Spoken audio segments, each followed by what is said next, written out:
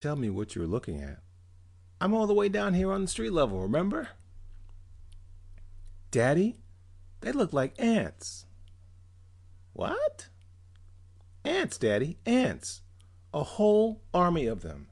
Ain't it exciting? What on earth are you talking about? They're doing somersaults and backflips and everything. They're coming right this way. Gee, there's hundreds of them. And they got a float behind them, Daddy. A great big float with something burning on it. The child sitting on his shoulders made mobility impossible for the father, and he couldn't see around the spectators. He resigned himself to stand and wait for this new spectacle to overtake them. The reaction to this new sight had already begun to work its way uptown. In the distance, but getting closer every second, he could hear unrestrained laughter and rejoicing. Hey, take it easy. The boy was beginning to ride the shoulders like a bronco buster. By the time they get here, I won't have any shoulders left. Where are they now? They're almost here, Daddy. And they aren't ants at all. They're just a bunch of clowns dressed up like it. He began to giggle hysterically. Golly, they're funny. Can you see them yet, Daddy? Before the father could produce an answer, the ants were in view. They were a sight that couldn't fail to stimulate the funny bone. By comparison with real ants, everything about them had been grossly exaggerated to achieve the proper effect. They walked on their two back legs, but the four front apertures were far from idle. Some of them turned somersaults, others did complicated flips, consisting of 2 or 3 spins in midair. Still others, doing a kind of animated cakewalk, carried toy ray guns, which they fired at random into the crowd. The guns were something like the little boy's Captain Video ray gun, only larger.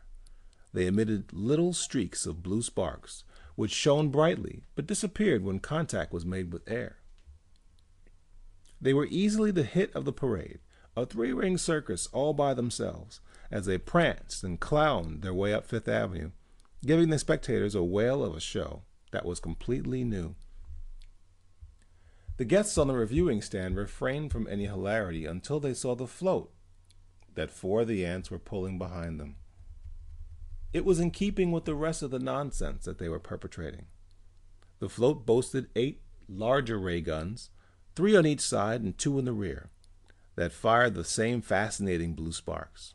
Behind each gun, an ant stood on its head, wildly waving 6 legs in the breeze, begging to be noticed and laughed at.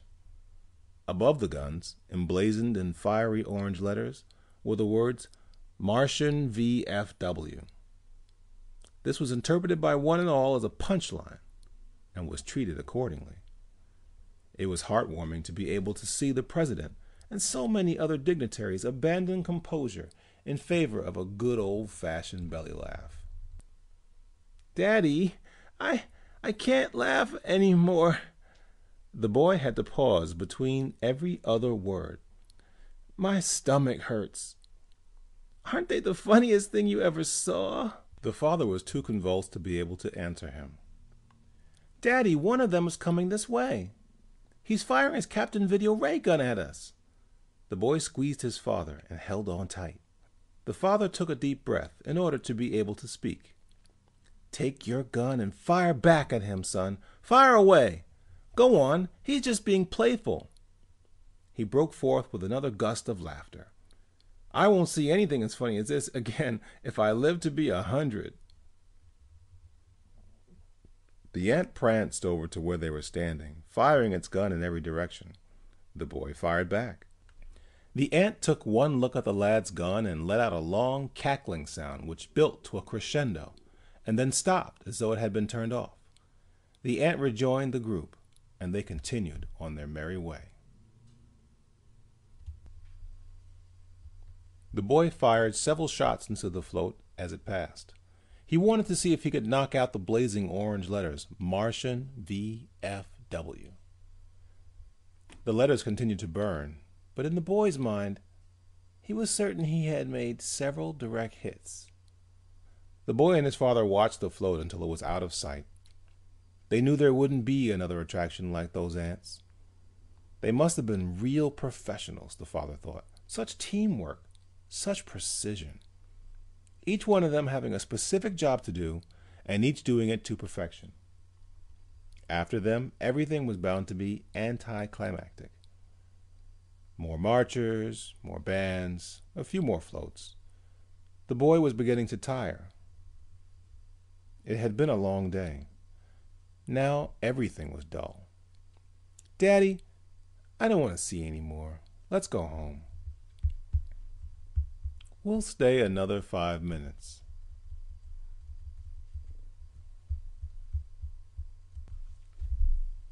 The parade somehow seemed to be slowing down. The father yawned and let his son down from his shoulders. He looked across the street at the president and the other dignitaries on the reviewing stand. All were slowly raising their hands in salute as another color guard drowsily made its way by.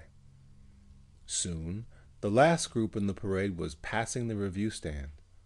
Another brass band. They were moving with the speed of a glacier. A full 5 seconds elapsed between each note of music. Everything was happening in slow motion. On the reviewing stand, the dignified hands went up, agonizingly slow, to a final salute, and they stayed there.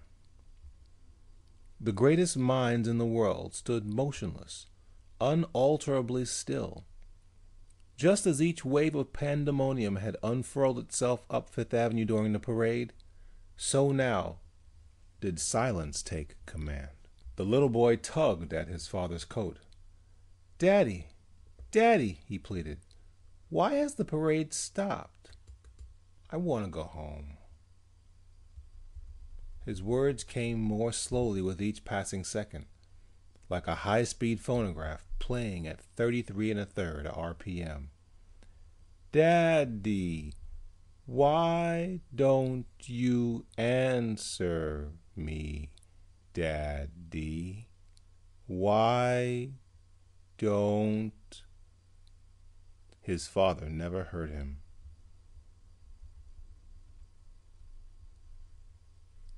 "50 miles across the Atlantic, the fleet of spaceships hung suspended like lanterns. In the lead ship, the ant in charge of communications reported to the commander. "We've just received the first communique from the advance guard, sir." "Read it to me." The communications chief read from a large perforated paper. "Time, 0600. Mission accomplished. Manhattan Island cut down the middle. Immediate result of supersonic rays. 4 million dead. Rays spreading east and west. Estimated time of rays full effect, 0800. Island will then be neutralized. Awaiting further orders." The ant folded the paper and looked up at the commander. "Shall I relay further orders, sir?" "No." The commander of the ants paused and stroked his chin.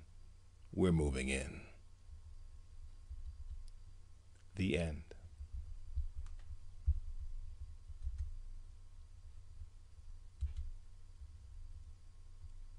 Martian VFW by G.L. Vandenberg. Recorded by Franklin Paul, New York.